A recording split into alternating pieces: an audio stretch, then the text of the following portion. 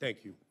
Mr. Secretary, all I've been hearing from you today is your defense of and advocacy for brutal cuts to Medicaid, brutal cuts to NIH research to find the cure for Alzheimer's and cancer and other diseases, brutal cuts to community health centers, brutal cuts to the CDC, the early warning system for diseases, and all to find the funding for tax cuts for billionaires and millionaires.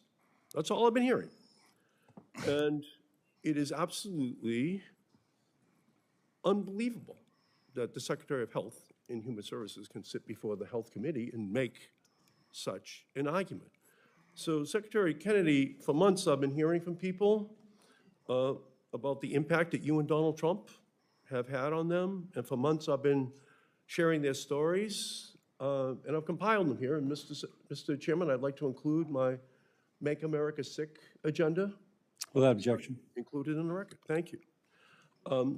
This is a set of stories that are being told to me that I would like to relate to you. Jennifer, who's from Massachusetts, is a stage 4 cancer patient. There is no cure for her diagnosis. Her life depends on federal investment in research and for clinical trials to continue uninterrupted to find a cure for Jennifer with NIH funding. She's right to be worried. I heard from Henry in Rhode Island, who wants a continued funding for cancer research where he works. He's worried about getting fired because the lab's NIH grants under new leadership were cut. He wants to work on cancer research to find the cure for Jennifer. You've already terminated $1.8 billion in NIH funding, which for Jennifer should really stand for National Institutes of Hope. She's losing hope. You're defending a 40% cut, Mr. Secretary, in research for Alzheimer's, for cancer, for stroke, for diabetes, for mental health. They're being slowed, they're being slashed. And I understand streamlining, but this is not streamlining. It is a bludgeoning of our health future and a giveaway of our global scientific leadership, and it will be people like Jennifer who will pay the price. Lou from Massachusetts, he wrote to me about his son who died of an overdose. He said his son Zach was, quote, a loving and loved family member who had the illness of addiction. He wants research to cure this disease, funding for treatment without stigma, support for health workers serving people with addiction to prevent any other family member from suffering from the same fate. Can you honestly tell us that, or tell him actually, that you can cut $1 billion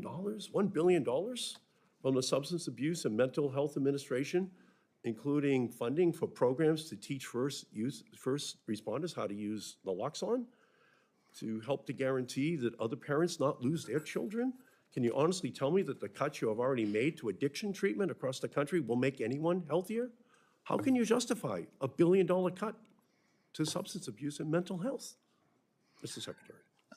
Senator Markey, you weren't here when I was talking earlier, but one of the things that I've talked about is that the budget for my agency increased by 38% over the Biden administration, and Americans got sicker, and more Americans overdosed, and more Americans died from cancer, and we have now an epidemic of colorectal cancers in our children, and the chronic disease rate has now gone up to 60%. The autism rate has dropped to 1 in 31 children, and all that money that was supposed to cure those diseases or avert them, none of it worked. All we need is leadership and a new vision, and I'm bringing that to my agency.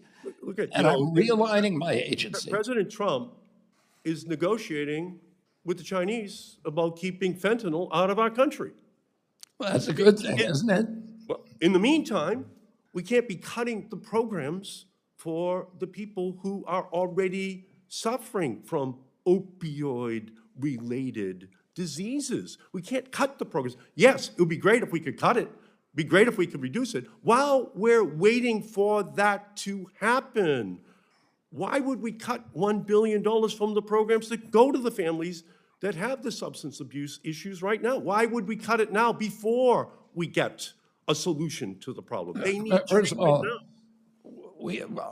most of the programs that support addiction, including naltrexone, Narcan, Suboxone, methadone, housing, we operate under SAMHSA 500 rehabs that give people access under Medicaid. We are keeping those intact.